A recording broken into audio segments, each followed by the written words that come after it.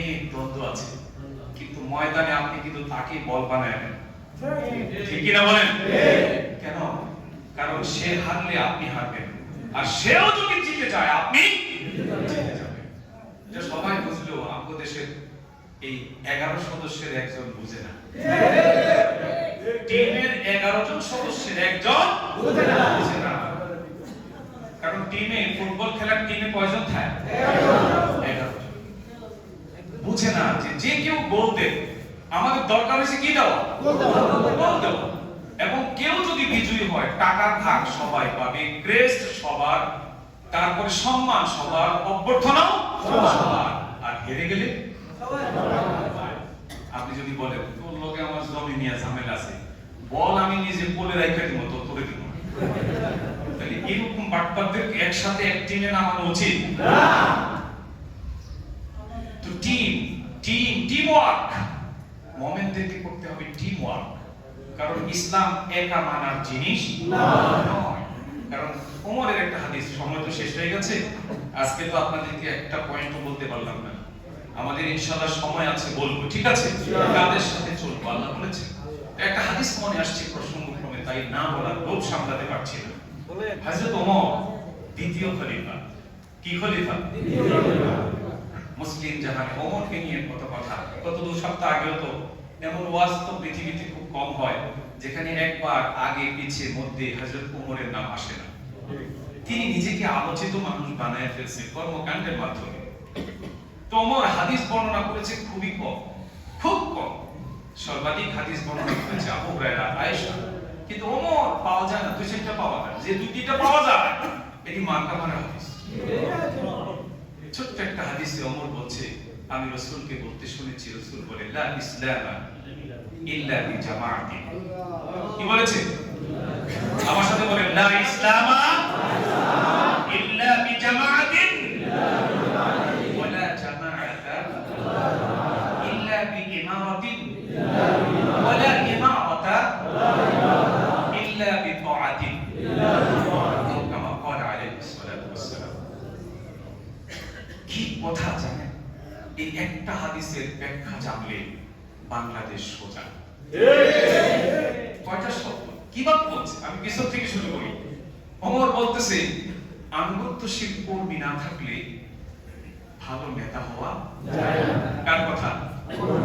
কর্মী, নেতা, এই জিনিসগুলো হুজুরে তো করে রাজনীতি। আসলে কি আমি বলছি এটা? না, এটা কার কথা? আশারায়ে মুবাশশারার দ্বিতীয় সদস্য হযরতে ওমর। আমি একটু পরে নামাজে দাঁড়ায় যার পথে চালাবার জন্য আল্লাহকে বলবেন, আল্লাহ ওমরের পথে আমারে চালাও। বলবেন না? বলবেন না? সিরাতাল লাযিনা আন'আমতা আলাইহিম।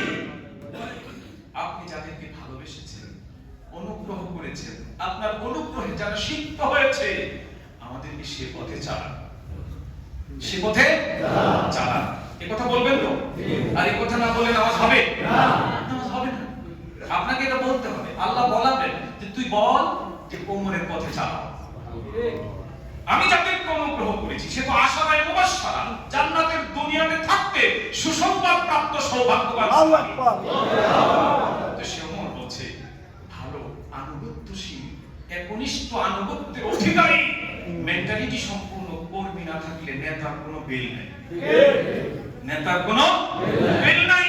আর সৎ, যোগ্য, আদর্শবান নেতা ছাড়া দলের অস্তিত্ব বিলীন হয়ে যাবে।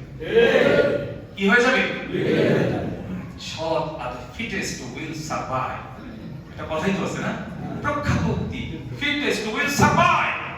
যোগ্যরা টিকে থাকে। সেই যোগ্য, সৎ, আদর্শবান, ডেডিকেটেড, স্যাক্রিফিশিয়াল মেন্টালিটি, সেই লিডারশিপ যদি না থাকে, তাহলে দল বাঁচানো যায় না। যদি বলতো এমনি মরবো, অমনি মরবো, দেশের মাটিতে মরে যাব, তবুও দেশ ত্যাগ করবো না।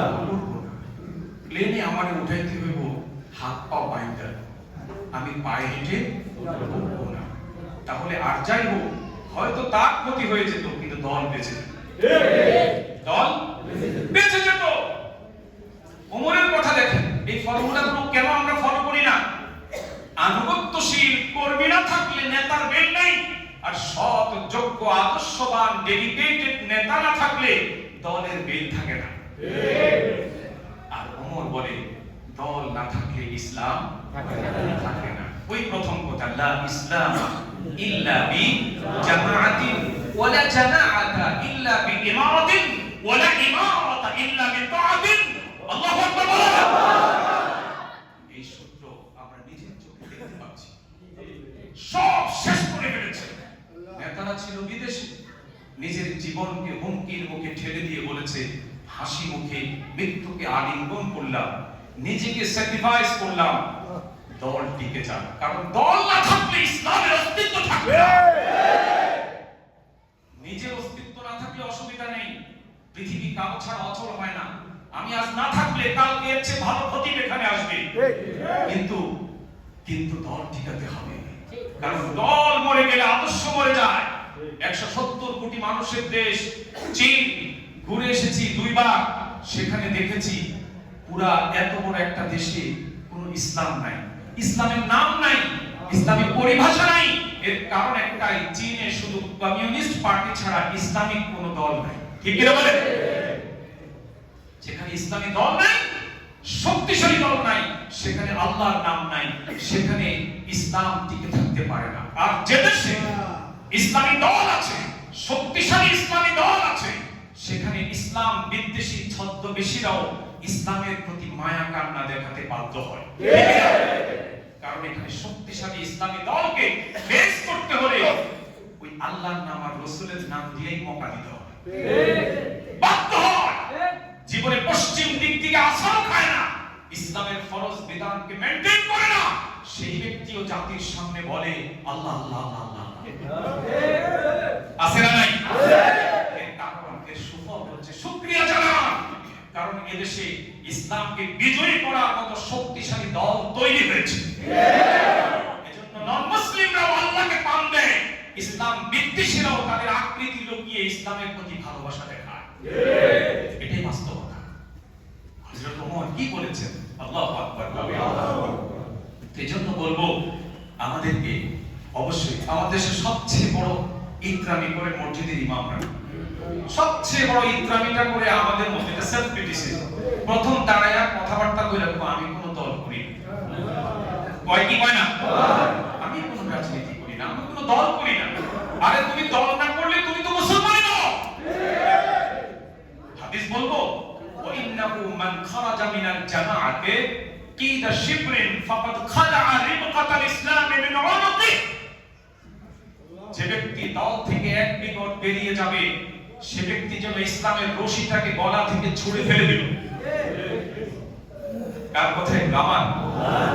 এটা মুহাম্মদ, বলেন মুহাম্মদ সাল্লাল্লাহু আলাইহি ওয়াসাল্লামের কথা। কেউ যদি মুহাম্মদ সাল্লাল্লাহু আলাইহি ওয়াসাল্লামের নীতির ভিত্তিতে নিজে চলতে চায়, দেশকে চালাতে চায়, তাহলে তাকে অবশ্যই দল করতে হবে, এবং এই দল কোনটা করব সেটা ইসলাম যেটাকে নির্দেশনা দেয়। আপনি কোরআন শরীফ পড়েন, হাদিস পড়বেন, কিন্তু আপনাকেই বেছে নিতে হবে। কোরআন এবং সুন্নাহয় সূত্র বলা আছে। যেমন আমি মুনাফিক চিনালাম, মনে আছে? মুনাফিক চিনালাম, ওয়া ইযা কিলা লাহুম তাআলাউ ইলা মা আনজালাল্লাহ ওয়া রাআইতাল মুনাফিকিন ইয়াসুদ্দুনা আনকা সুদুদা। ওই আল্লাহর নাম জিকির করে, স্মরণ করে এখানে ফেনা এসে গেছে। তুমি ওকে টেস্ট করতে চাও, তুমি শুধু একবার বলো তাআলাউ ইলা মা আনজালাল্লাহ। আপনি তো আল্লাহকে ভালোবাসেন, তো আসুন আল্লাহর দেয়া বিধানটা বাস্তবায়ন করি। আল্লাহ কয় কখনই দেখবা, আইতা তুমি দেখবা মুনাফিকিনদেরকে ইয়াসুদ্দুনা আনকা সুদুদা, ওরা বলবে এই কাজে আমি নাই। কথা বলেন ঠিক কি না? তো সুতরাং আল্লাহ যেভাবে চেনাইছে ওইভাবে দল চিনবেন, আল্লাহ যেভাবে চিনছে সেভাবে মুনাফিক চিনবেন, আল্লাহ যেভাবে চিনিয়েছে কাফের চিনবেন, আল্লাহ যেভাবে চিনিয়েছে সেভাবে ইসলাম বিদ্বেষীদের মুখোশ খুলে দিবেন। তাইলে আমাদের একটা অবস্থা তৈরি হবে, বাংলাদেশ সহ গোটা পৃথিবীতে একটা অবস্থা তৈরি হবে, ইসলাম মাথা উঁচু করে দাঁড়াতে পারবে।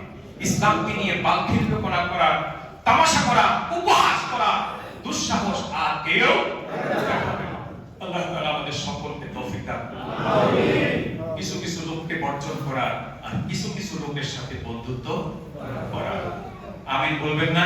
আমিন। আগামী জুমাতে ইনশাআল্লাহ চার শ্রেণীর ব্যক্তির কথা কোরআনিক রেফারেন্স দিয়ে বলবো ইনশাআল্লাহ। আল্লাহ তাআলা আমাদের সে পর্যন্ত বাঁচিয়ে রাখুন, ভালো রাখুন, আমিন।